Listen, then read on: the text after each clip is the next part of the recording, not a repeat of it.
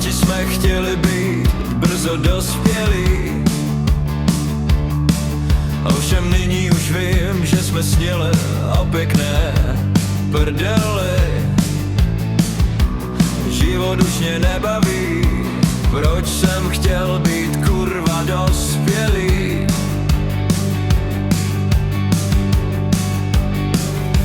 Děti mají ze všeho jen radost, já už mám jen tu starost.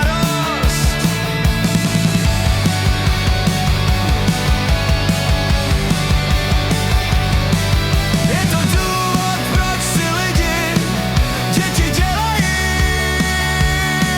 aby tu dětskou radost viděli, když už ji samé nemají.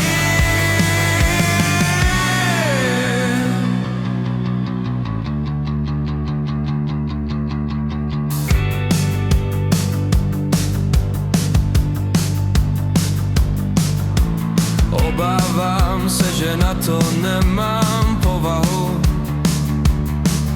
abych dítěti nevinnému skurvil náladu.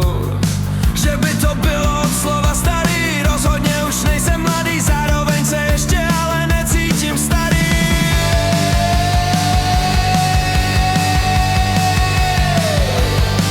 Ale rozhodně v prdeli, každý den nejen před prací v neděli.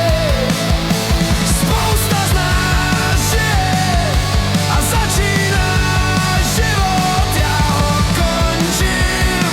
Spíš už se jen tak loučím, když mě nikdo nevidí, skoro až brečím, křičím, v autě nadávám. Prostě už to sakra nedávám.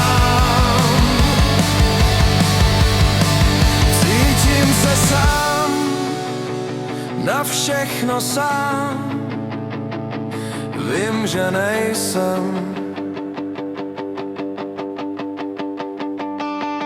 Prostě to ale v té mé hlavě podělané tak nějak mám.